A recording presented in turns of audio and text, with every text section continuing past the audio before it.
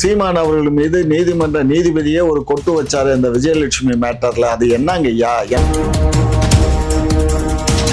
கடைசியா உங்க கோஷ்டி இருக்காங்களா, திமுக ஒட்டுத்திணை கோஷ்டிகள் போய் கூட்டணும் வந்தது. சார் கொஞ்சம் மரியாதையா பேசுங்க. ஒட்டு தின்ன கிட்டு திண்ணைங்கிற தவறெல்லாம் பேசாதீங்க. வேற யாரு? நாங்க என்ன ஒட்டு திண்ணையில இருந்தோம் நீங்க பாத்தீங்களா?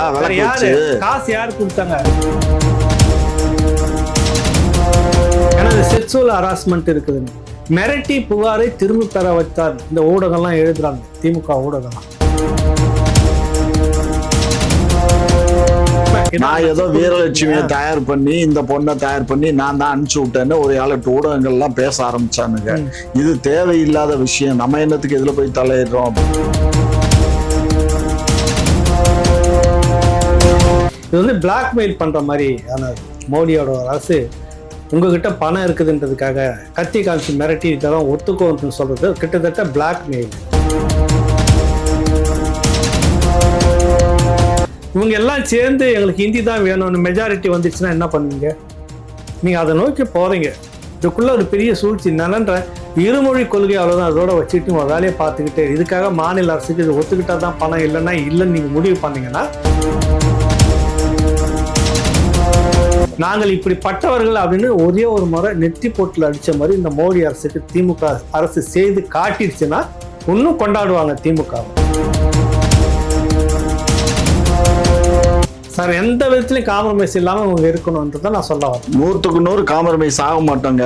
என்னுடைய உயிர் தியாகம் பண்ணியும் கூட இந்த மொழிக்காக நான் உயிர் விட கூட தயாரா இருக்கேன்.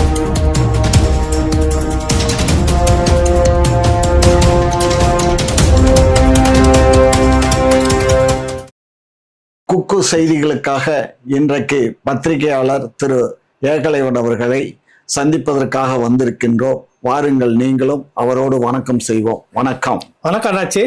இப்ப நீதிமன்றத்துல திரு சீமான் அவர்கள் மீது நீதிமன்ற நீதிபதியே ஒரு கொட்டு வச்சாரு இந்த விஜயலட்சுமி மேட்டர்ல. அது என்னங்க ஐயா? எனக்கு அது என்னன்னே தெரியல.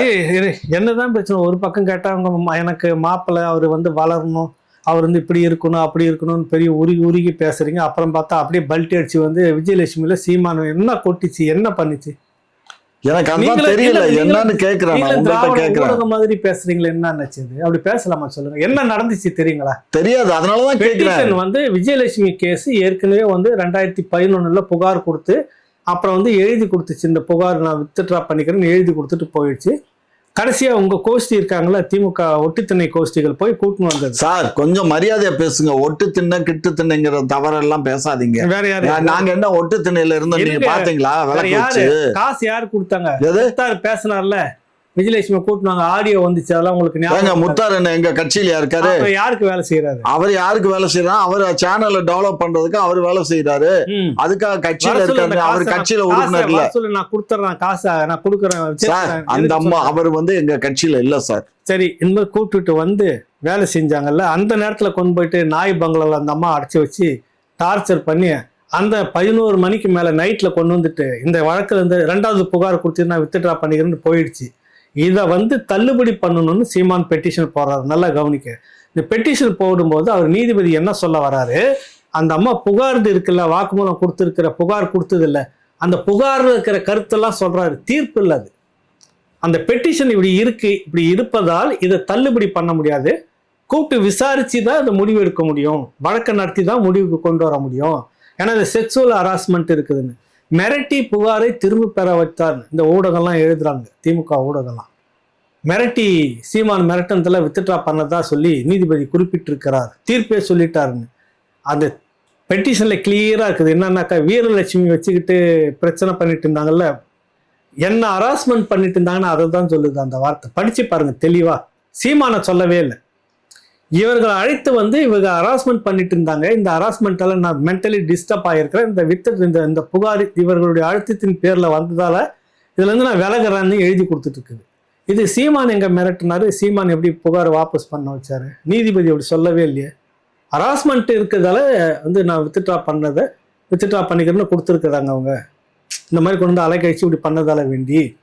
அதனால இது வந்து செக்ஸுவல் குற்றச்சாட்டுன்னு வேற இருக்குது. இதனால விசாரிச்சு தான் தீர்ப்பை சொல்ல முடியுமோ. இந்த மனுவை வந்து தள்ளுபடி பண்றேன்னு சொல்றாரு. தள்ளுபடி பண்றதுக்காக அந்த காரணம் பெட்டிஷன்ல இப்படிலாம் இருக்குன்னு படிச்சுட்டு சொல்றாரு. இந்த படிச்சதை இப்படிலாம் தீர்ப்பே வந்துச்சு, முடிஞ்சு போச்சு, சீமான் அவ்வளவுதான் பேசணும்னு அர்த்தம். மத்தவங்க பேசலாம், காமாட்சி நாயுடு பேசலாங்களா? நான் பேசலையே, நான் எங்க பேசுறேன்? அந்த கேள்வி வருது இல்ல, அது எனக்கு அது விஷயமே தெரியாது. நான் வந்து மேற்கொண்டு அந்த பொண்ணை பத்தி நான் சமாச்சாரத்தை இப்ப நான் பேசல. ஏன்னா முன்னாடி எல்லாம் வந்து இந்த தீர்ப்பு இப்படி வந்தது கேட்டீங்க, இதான் உண்மை. நான் ஏதோ வீரலட்சுமியை தயார் பண்ணி இந்த பொண்ணை தயார் பண்ணி நான் தான் அனுப்பிச்சு விட்டேன்னு ஒரு 7-8 ஊடகங்கள்லாம் பேச ஆரம்பிச்சானுங்க. இது தேவையில்லாத விஷயம், நம்ம என்னத்துக்கு இதுல போய் தலையிடுறோம் அப்படின்னு நான் அதுல இருந்து அந்த உச்சரிக்கிறதே இல்லை. அந்த பொண்ணு பேரையும் உச்சரிக்கிறது இல்ல. அந்த இன்னொரு தைரியமான பொண்ணு மயிலுத்தத்துக்கு கூப்பிட்டுச்சு, அந்த பொண்ணு கூடயும் பேசுறது இல்ல. அதான் 2 நாளும் போன் பண்ணா கூட எனக்கு போனை பிக் பண்றது இல்லை. இப்ப மும்மொழி கொள்கை வந்து பண்ணுனா தான் வந்து நாங்க வந்து பள்ளிகளுக்கு நாங்க வந்து பணத்தை ஒதுக்கீடு பண்ணுவோம்.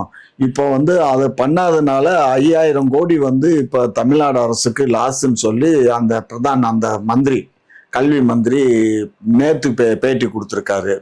அப்ப இன்றைக்கு இங்க இருக்கக்கூடிய உதிரிகள்லாம் சேர்ந்து 5000 கோடி கல்விக்கு வர்றத இந்த அரசு கெடுத்துருச்சு அப்படின்னு சொல்லி பேசுறாங்க.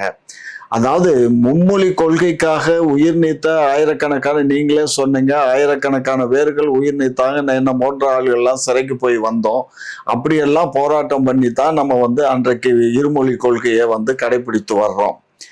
இந்த மும்மொழி கொள்கை வந்து அரசு இல்லா பள்ளிகள்ல நடக்கிறத நம்ம ஒன்றும் அப்ஜெக்ஷன் பண்ணல, தாராளமா அவங்க நடத்தட்டும்னு விட்டுட்டோம். அரசு பள்ளிகள்ல ஏழை எளிய மாணவர்கள் பயிலக்கூடிய பள்ளிகள்ல இருக்க குழந்தைகளுக்கு மும்மொழி கொள்கை தேவையா? இதை நீங்க எப்படி பாக்குறீங்க? திரு சீமான் அவர்கள் எப்படி பாக்குறாரு? சீமான் எப்படி பாக்குறாருன்றது அது தனியா இருக்கட்டும், நீங்க பேசி தெரிஞ்சுக்குங்க. இல்ல கட்சி அறிக்கை வந்திருக்கும், பார்த்துருப்பீங்க, அவர் பேட்டி கொடுத்துட்டு இருக்கா பாக்குது. எனக்கு இதுல வந்து என்னன்னா, தமிழ்நாடு முதலமைச்சர் பக்கம் நான் நிற்கிறேன் இந்த விஷயத்துல. காரணம், மாநில உரிமை என்பது இதுல இருக்குது. அது அவர் பேசினாலும் சரி, நீங்க பேசினாலும் சரி, நான் பேசினாலும் சரி, அதை ஆதரிச்சு தான் நிற்கணும். இது வந்து பிளாக்மெயில் பண்ற மாதிரி ஆனது. மோடியோட அரசு உங்ககிட்ட பணம் இருக்குதுன்றதுக்காக கத்தி காமிச்சு மிரட்டி இதெல்லாம் ஒத்துக்கோன்னு சொல்றது கிட்டத்தட்ட பிளாக்மெயில். இது இந்த கல்வி கொள்கை இங்கே தான் இருந்தது. நீ சுதந்திரம் வாங்கும்போது என்ன சொன்னீங்க? எல்லாருமே சேர்ந்து இந்தியா அப்படின்ற கட்டமைப்பு, மாநிலத்துக்குன்னு ஒரு இதெல்லாம் உரிமையெல்லாம் வச்சுக்கலாம், மத்தியதுக்குன்னு சில இதெல்லாம் வச்சுக்கலான்னு படிச்சுட்டு இருந்தீங்க. மொத்தமாக இப்போ மாநிலத்துக்கிட்ட இருக்கிற எல்லா உரிமையும் புரிங்கிட்டு கல்வியில் வந்துட்டு சிபிஎஸ்சி வந்து இங்கே வந்து அனுமதி, இந்த மாநில அரசு அனுமதி இல்லாமல் நீங்கள் தொடங்கிக்கலாம் ஒருத்தர் அப்படின்னு. இந்த மாநிலத்தில் அங்கே ஒரு சட்டம் ஒழுங்கு பிரச்சனை வருதுன்னாச்சு, யாருக்கிட்ட போவீங்க? டெல்லி ராணுவத்தையா கூப்பிடுவீங்க? மாநிலத்துல தான் போகணும், போலீஸ் இங்க தானே போகணும், இவங்க தானே பதில் சொல்லணும். அப்புறம் இந்த மாநிலத்தினுடைய அனுமதி இல்லாம சிபிஎஸ்சி பள்ளிக்கூடம்னா, இப்போ ஐநாவுக்கானது உலக பொது நிறுவனம்னு ஒன்று இருக்குது, அவங்க ஒரு கொள்கையை கொண்டு வராங்க. இந்தியாவுக்குள்ள நீயோ நானும் பணத்தை வச்சு அந்த புதிய உலக கட்டமைப்பு வழியாக வரக்கூடிய கல்வி கொள்கையை நான் ஏத்துக்கிறேன் அப்படின்னு இந்தியாவுக்குள்ள ஒரு இடத்துல நீங்க இடத்த வாங்கி சொந்த பட்டா இடத்துல நான் அது பர்மிஷன் வாங்கிட்டேன், நேரடியாக நீ தொடங்குறேன்னா இந்தியா ஒத்துக்குமா? ஒத்துக்காது. ஏன் நாட்டுக்குள்ள நீ உலகத்தினுடைய ஒரு ஒருங்கிணைப்புல ஒரு பள்ளிக்கூடம் நேரா கொண்டு வைக்க நீ யாரான்னு கேள்வி கேட்பீங்களா? அதே கேள்விதான் எங்க மாநில முதலமைச்சர் கேட்கிறாரு. இதுல நியாயம் இருக்குது. இவரை விமர்சிக்க வேண்டியது, அரசியல் செய்ய வேண்டியதெல்லாம் வேற, அது வேற விஷயம். ஆனா இந்த விஷயத்துல தமிழ்நாடு அரசு எடுத்திருக்கிற இந்த கொள்கை நியாயப்படி எதிர்க்க வேண்டியது. நீங்க கொஞ்சமா வந்து வாழ உள்ள நுழைப்பீங்க, அப்புறமா தலையை உள்ள கொண்டு வச்சுக்கிட்டு நானே தான் ராஜான்னு சொல்லுவீங்க. இந்தி வந்து 3வது மொழி, இந்தி மட்டும் இல்லை பிற மொழிகளும் நீங்க விருப்பப்பட்டால் சேர்த்துக்கலாம் அப்படின்லாம் சொல்றீங்க. இந்திக்கு தான் இந்தி பிரச்சார சபை ஒன்று வச்சிட்டு இருக்கீங்களே, அவ்வளவு நூற்றுக்கணக்கான ஏக்கர்ல தியாகராய நகர்ல இருக்குதா இல்லையா? இருக்குதா இல்லையா? ஆண்டுக்கு 1400 கோடி ஒதுக்கீடு பண்றோம், கொண்டு வரீங்களா இல்லையா? 1400 விருப்பப்பட்டவன் அங்க போய் படிச்சுக்கிட்டோம். நீயா கொண்டு வந்து இங்க திணிக்கிறீங்க. விருப்பப்பட்டா பள்ளிக்கூடத்துல வச்சுக்கோ, நாங்க கட்டாயப்படுத்தல இன்னைக்கு சொல்றீங்க. கொஞ்ச நாள் கழிச்சு என்ன பண்ணுவீங்க? அது இல்லை, அது அடிஷ்னலாக கட்டாயம் எல்லாம் இந்தியை தான் தெரிஞ்சுக்கணும்னு சொல்ல வரீங்க. இப்போ நார்த் இந்தியாவில் வந்து தான் கிட்டத்தட்ட 1 கோடி கிட்ட வந்து சேர்ந்துட்டாங்க, உள்ள நுழைஞ்சிட்டாங்க. 1.4 1 கோடி 4 லட்சம் 40 லட்சம் பேர் வந்துட்டாங்க. இவங்க எல்லாம் சேர்ந்து எங்களுக்கு ஹிந்தி தான் வேணும்னு மெஜாரிட்டி வந்துச்சுன்னா என்ன பண்ணுவீங்க? நீங்க அதை நோக்கி போறீங்க. இதுக்குள்ள ஒரு பெரிய சூழ்ச்சி என்னன்ற இருமொழி கொள்கை, அவ்வளவுதான். அதோட வச்சுக்கிட்டு உங்க வேலையை பார்த்துக்கிட்டே இதுக்காக மாநில அரசுக்கு இது ஒத்துக்கிட்டா தான் பணம், இல்லைன்னா இல்லைன்னு நீங்க முடிவு பண்ணீங்கன்னா திரும்ப ஒரு மொழி போருங்க வெடிக்கும். ஆனா அதுக்கான இடத்துல திமுக இருக்கிறதா, அதுக்கு தயாரா இருக்கிறதா? ஏன்னா அன்னைக்கு வந்து வெறுங்கையோட இருந்தாங்க திமுக, கையை வீசி வீசி நடந்தாங்க. இன்னைக்கு அதிகாரம்னு ஒரு கரண்டி, அதுக்குள்ள பதவின்னு சொல்லிட்டு ஒரு எண்ணெய், எண்ணெயும் கரண்டியும் வச்சுக்கிட்டு அதுவும் கொட்டிக்க கூடாது, நலுங்காம நடக்கும். இந்திய கட்டமைப்பினுடைய இந்திய அரசியல் சாசன சட்டத்தை ஏத்துக்கிட்ட முதலமைச்சர் என்ற பதவியில உட்காந்துட்டு ஒரு கட்சியா இன்னைக்கு இருக்குது. அதனால கையை பழையபடி வீசி நடக்க முடியுமா அவர்களால அப்படின்னு தெரியாது. வாய் சவடால் விட்டுக்கலாம், அதுதான் நடக்குது. ஆனா அந்த வாய் சவடால் இல்லாம இந்த மத்திய அரசுக்கு நாங்கள் யார் என்பதை இந்தியாவிலேயே மொழிக்காக வேண்டி ஒரு உயிர் தியாகம் பண்ணது தமிழ்நாடு. அதை இந்த அரசு சொல்லணும். இந்த மொழி போரை வச்சுதான் திமுக அதிகாரத்துக்குள்ள வந்து உட்கார்ந்தது. கரெக்டுங்களா? உங்களுக்கு தெரியாத வரலாறு. நாங்கள் இப்படிப்பட்டவர்கள் அப்படின்னு ஒரே ஒரு முறை நெற்றி போட்டுல அடிச்ச மாதிரி இந்த மோடி அரசுக்கு திமுக அரசு செய்து காட்டிடுச்சுன்னா இன்னும் கொண்டாடுவாங்க திமுகவை. அதனால வெறும் வெற்றி பேச்சாக இல்லாம இல்ல வெற்றி பேச்சு இல்ல. கண்டிப்பா வந்து இப்ப வந்து ஒன்றிய அரசு முரண்டு பிடிக்கும்னா இப்ப ஏற்கனவே வந்து எலெக்ஷன் வரப்போகுது. எலெக்ஷனுக்காக இந்த மாதிரி ஏத்தி பேசி அரசியல் பேசி இப்படியே வந்து மோடிக்கு எதிராக நாங்கள் அப்படின்னு சொல்லிட்டு ஓட்டு கேட்கற அரசியல் பண்ணிடக்கூடாது. இல்ல ஓட்டுக்கான அரசியல் இல்ல சார், இது மொழிக்கான அரசியல். கரெக்ட். அது இருந்தால் வரவேற்கக்கூடியது. நான் பாரு நியாயமா தான் பேசுறேன் அண்ணாச்சி. உங்களுக்காக இவர் பண்ணக்கூடிய இந்த நிலைப்பாடு வந்து சரியானதுன்னு சொல்றேன், இல்லைன்னு நான் சொல்ல வரல. ஆனா ஓட்டு அரசியலுக்காக சும்மா பேசி நாங்கள் தான் எதிர்க்கக்கூடிய ஒரே ஒரு கட்சி அப்படின்னு பாவலை காமிச்சிட்டு ஓட்டு வாங்கிட்ட உடனே நீட்டு டெல்லியில தான் இருக்கு அங்க போய் வாங்கிக்குன்னு சொன்ன மாதிரி இதுல நீங்க சொல்லக்கூடாதுன்னு சொல்ல வரேன். கரெக்டுங்களா? அதாவது சரி, கரெக்ட். அதான் நானும் சொல்ல வரேன். சரி, பாராட்டுகிறேன் எதிர்ப்பதை. அந்த எதிர்ப்பாக இருந்து சார் எந்த விதத்திலையும் காம்ப்ரமைஸ் இல்லாம அவங்க இருக்கணும்ன்றத நான் சொல்ல வரேன். 100% காம்ப்ரமைஸ் ஆக மாட்டாங்க. என்னுடைய உயிர் தியாகம் பண்ணியும் கூட இந்த மொழிக்காக நான் உயிர் விட கூட தயாரா இருக்கேன். ஏன்னா எனக்கு முன்னாடி ஆயிரக்கணக்கான தொண்டர்கள் உயிர் விட்டுருக்காங்க. அதே மாதிரி இந்த மொழிக்காக நாங்கெல்லாம் உயிரை கூட கொடுக்க தயாரா தான் இருக்கோம். மீண்டும் சிறை செல்லவும் தயாரா தான் இருக்கோம்.